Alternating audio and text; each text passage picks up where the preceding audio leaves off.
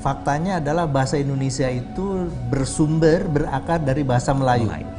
Dan itu fakta yang tidak bisa dibantah. Bahasa Indonesia beda dengan bahasa Melayu ya, dalam beberapa hal. Ya. Bahasa Indonesia bergerak kepada satu arah, bahasa Melayu bergerak ke arah lain. Struktur bahasa Indonesia itu sudah beda dengan bahasa Melayu. Halo Historikul, kembali lagi channel Historikul ya. Kali ini saya mau mereaction sebuah video dari The Wanderers tentang profesor Indonesia yang menjelaskan bahwa bahasa Indonesia dan bahasa Melayu itu jauh berbeda ya, sudah berjalan masing-masing dan memiliki struktur yang memang sangat-sangat berbeda ya. Memang tidak dipungkiri bahwa bahasa Indonesia itu berasal dari bahasa Melayu, tapi memang sudah mengalami perkembangan secara masing-masing ya. Untuk warga Malaysia yang masih ngeyel dan masih mengatakan bahasa Indonesia itu adalah bahasa Melayu dialek Malaysia, silahkan saksikan video berikut, langsung kita reaksi.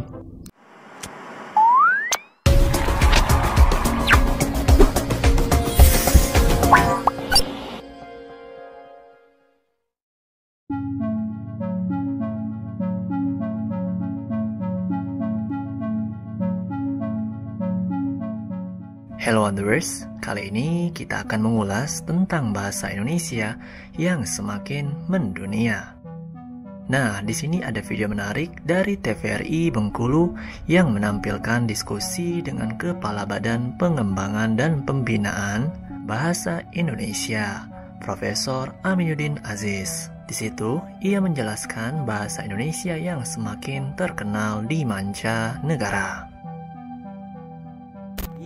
Kita mempergunakan bahasa Indonesia itu sejak kapan sih, dan apakah bahasa Melayu itu yang digunakan pertama kali untuk bahasa Indonesia atau seperti apa, Profesor? Boleh dijawab. Profesor, ini isu yang selalu menarik ya, diskusi tentang bahasa Melayu dan bahasa Indonesia. Faktanya begini ya, fakta yang menurut saya benar ya. Pertama, faktanya adalah bahasa Indonesia itu berakar dari bahasa Melayu. Dan itu fakta yang tidak bisa dibantah. Siapapun akan mengatakan hal yang sama. Tidak mungkin dikatakan bahasa Indonesia berasal dari bahasa Jawa misalnya, ya nggak mungkin itu. Dari bahasa beda Melayu. Sekali ya, dok. Ya, itu satu. Yang kedua, bahasa Indonesia beda dengan bahasa Melayu, ya, dalam beberapa hal.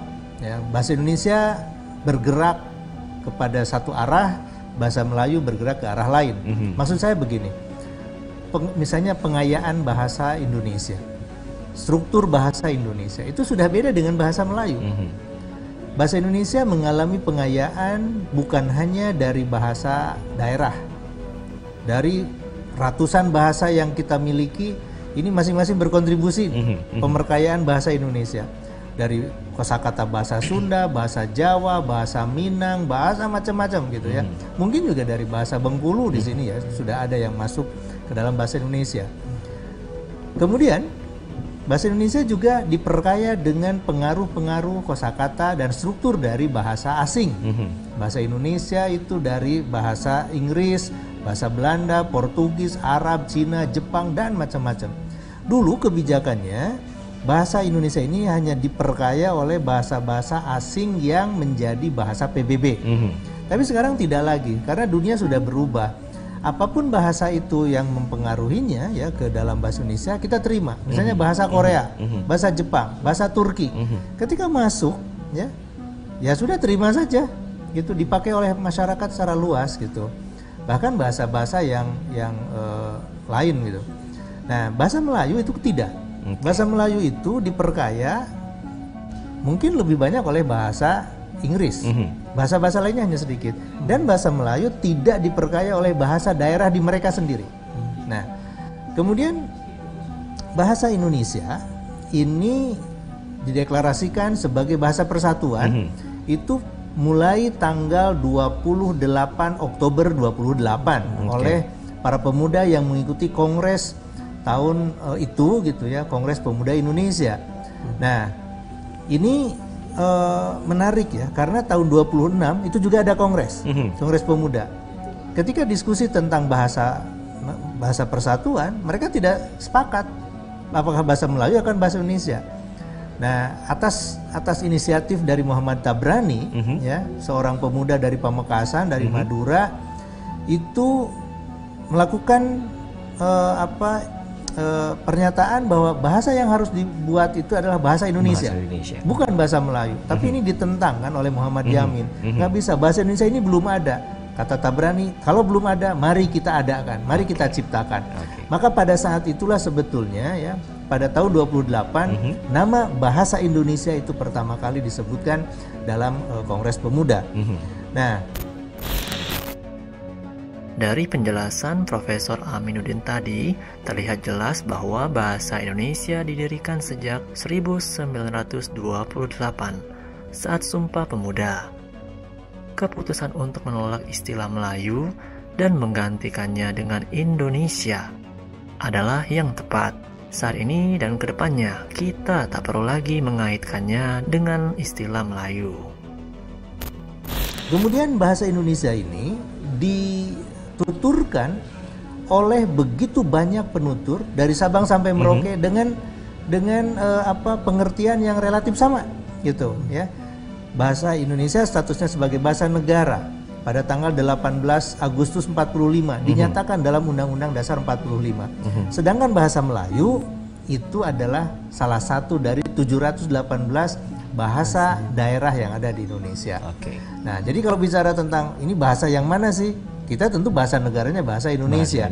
Dan yang kita ajarkan di melalui program BIPA, Bahasa Indonesia untuk Penutur Asing, itu adalah bahasa Indonesia, bukan bahasa Melayu yang kita ajarkan. Ini Mas Fahmi, kemudian Prof. Arono mungkin juga sudah hafal, ya, sudah tahu persis. Saat ini kita punya kerjasama dengan mitra-mitra kita di luar negeri di 50 negara.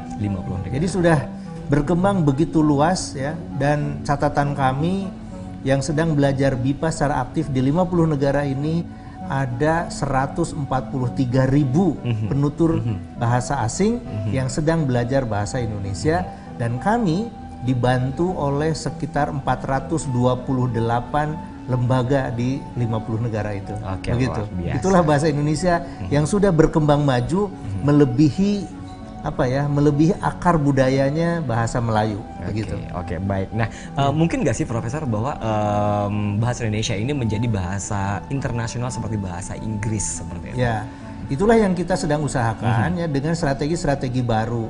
Bagi kami, pembelajaran melalui BIPA itu hanya salah satu saja, karena diplomasi bahasa itu juga harus mengarah kepada penggunaan bahasa itu dalam ranah yang lain, bukan hanya dalam pendidikan.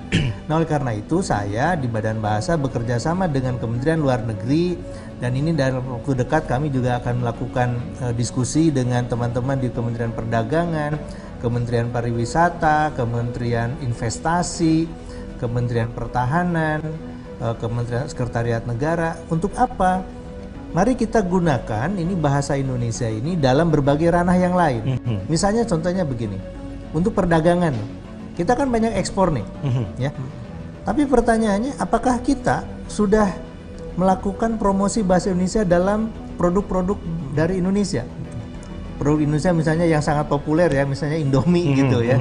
Adakah di situ label yang menggunakan bahasa Indonesia? Produk kosmetik, produk kopi, apakah ada bahasa Indonesianya? Ada pertanyaan kepada saya, kenapa harus menggunakan bahasa Indonesia? Kan kami tidak mengerti misalnya yang di luar negeri itu. Saya katakan, kita saja membaca produk dari luar negeri belum tentu ngerti bahasa asingnya.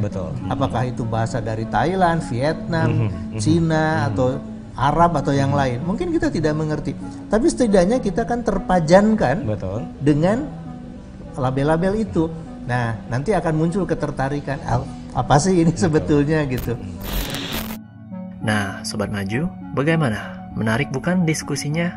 Ternyata pemerintah secara rahasia aktif dalam memajukan bahasa Indonesia sampai ke 50 negara. Semoga bahasa Indonesia makin terkenal di kancah internasional.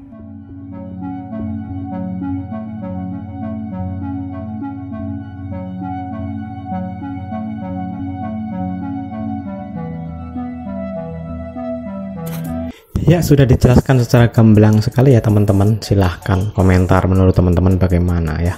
memang sesuatu itu harus pakai data dan fakta ya. Dari profesor dari Indonesia itu memang menjelaskan secara rinci. Untuk teman-teman silahkan komen di bawah ya. Kalau ada rekomendasi video yang harus saya reaction, silahkan tulis di komentar. Terima kasih, bye bye.